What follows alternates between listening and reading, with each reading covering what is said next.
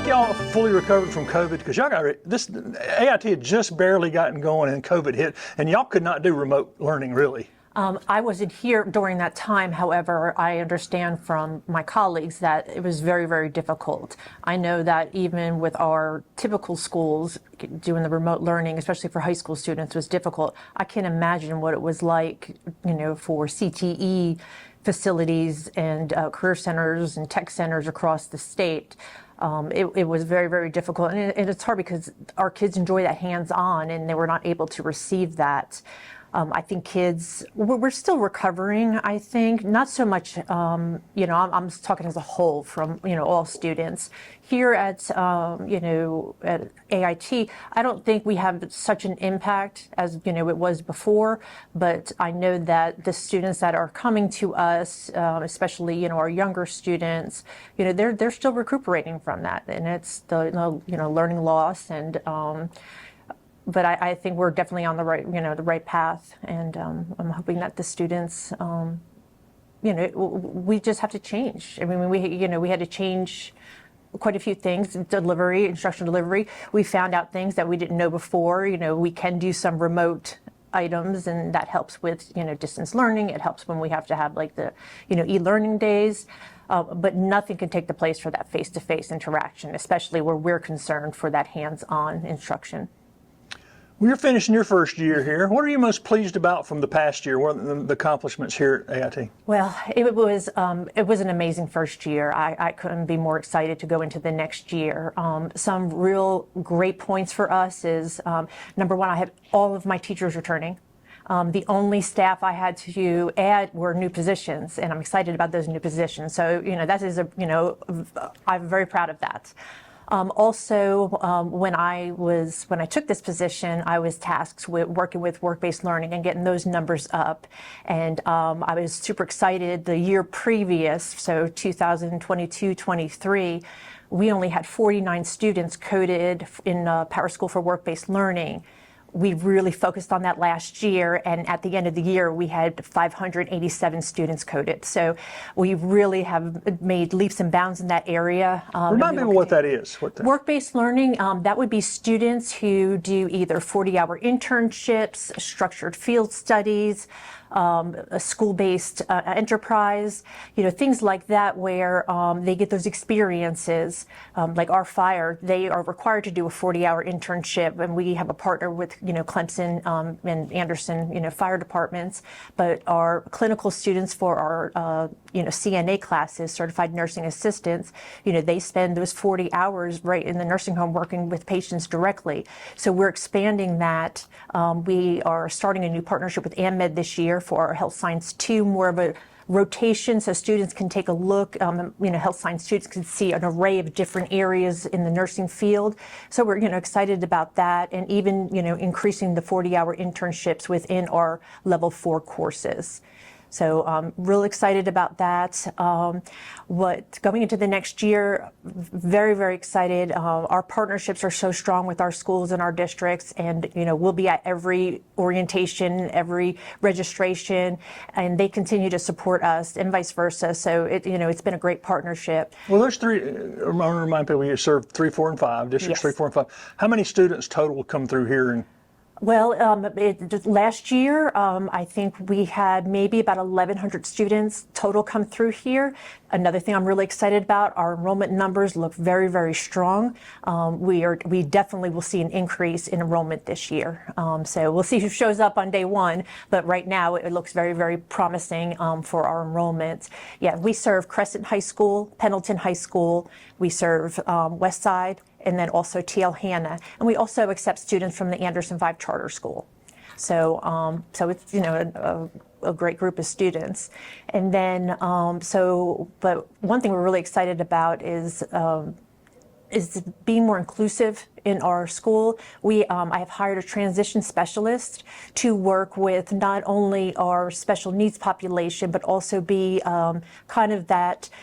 They're going to be our point person for students with IEPs, 504s, so students that need accommodations. But also we are looking at a school-based enterprise here where students with special needs from our feeder high schools will come over and reopen our coffee shop.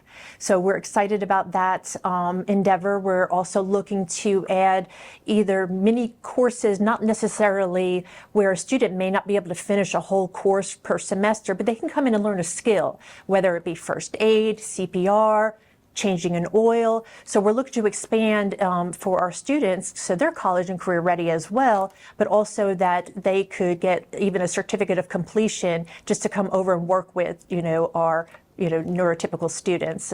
So we're excited about those new endeavors. Now, what it's going to look like, I have no idea, but we're really excited. We're also really excited about how we're doing tours this year. We're actually bringing schools in, and they're going to have, it's going to be a very pep rally-like atmosphere, and we also are going to invite our business and industry partners for our tours, so students not only can see what they can do here for class-wise, they can talk to current students, but we also will have the ability to be able to talk to businesses who specialize in those particular areas and what that job looks like beyond once they graduate from high school. So we're just excited about just a few things that we're putting in place this year, but we're just it's just going to be a great year. What programs seem to have the most demand, Right now, our biomed is very, very strong. Our welding is strong. Really, automotive is strong, but our project lead the way, our engineering courses, those are, I'm going through all the enrollment numbers in my head. All of our health science classes, even our ag. So right now, our numbers are really, really strong. So for example, like our fire and safety for our level 2, which is the completers, they, the class is full, which is amazing, and it's great that we have the students coming back and enjoying being in the school and what they're learning. So I'm just very anxious to look at what the final numbers will be. But again, I just thank our partners from schools to help us maintain and get to those numbers, and just the partnerships are just really important to us.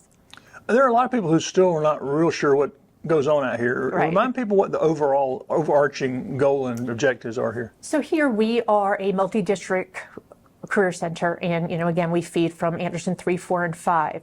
So our programs here for students can either be concentrators, which is they take 2 courses within a specific program area, or completers, for which take 3 to 4 courses in their completed area. And what they do is we really base a lot on getting certifications.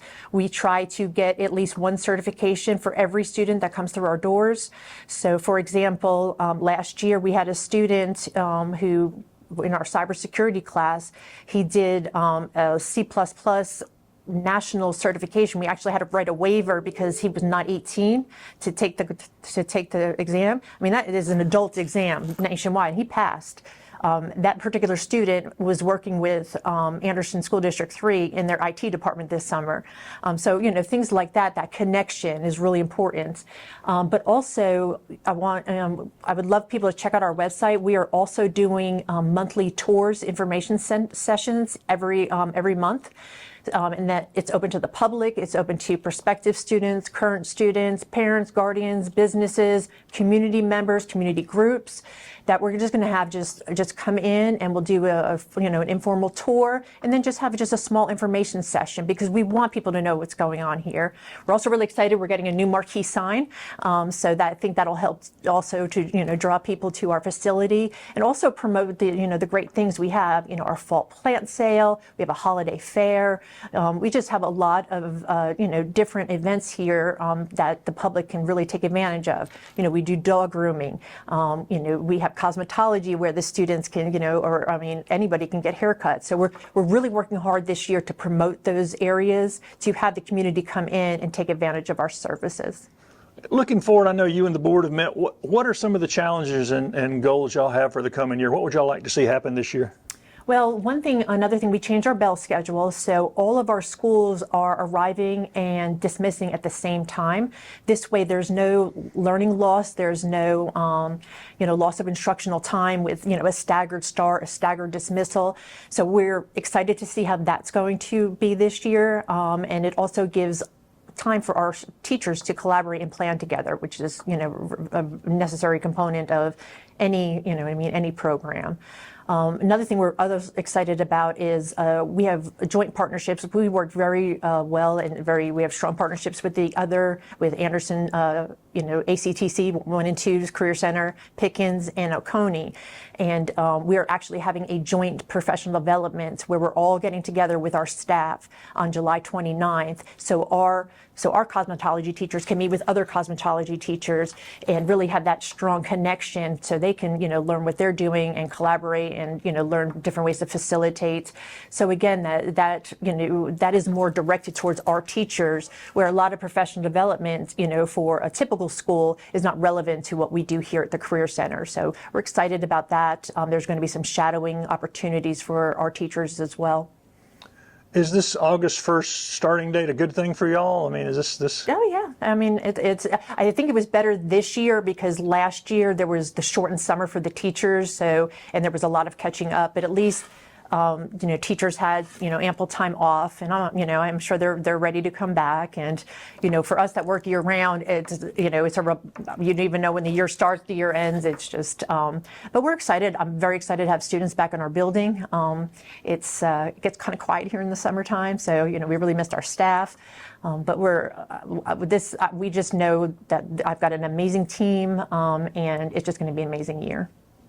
I know one of the things y'all have done is work closely with the county and with industry here and those partnerships. What kind of feedback are you getting from the corporate entities that y'all have partnerships with?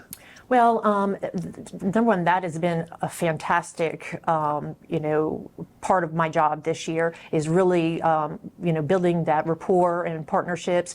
We have different partners that come and either donate funds, donate services, and we added 3 new partners this previous year who have signs up in our building. But not only that is the connection that the business partners not only want to just gain employees, they want to come in and work with our students either as mentors for their capstone projects, but also what can we do to assist them and what can they do to assist us, whether it be they bring a product and they show students this is what we do. So again, having them in the building more, I think, has been is a good step forward, especially recognizing what our community needs, because we certainly want to offer programs that meet the needs of our business and industry, because we want our students to stay local. So another thing too is we're going to work really, really hard on recruiting for some of those areas, like our mechatronics. Also, we used to have machine tool. We do not have it this year. However, that's another piece that we're looking to really revamp and make it a Siemens engineering, which incorporates engineering, also mechatronics, electricity, and so it incorporates all those areas together. So we're looking for, that's what we're going to spend this year to focus on recruiting for that, recruiting for an instructor, and hopefully bring a different, a more array of students who would be interested in that area. So because we have amazing equipment here on site already.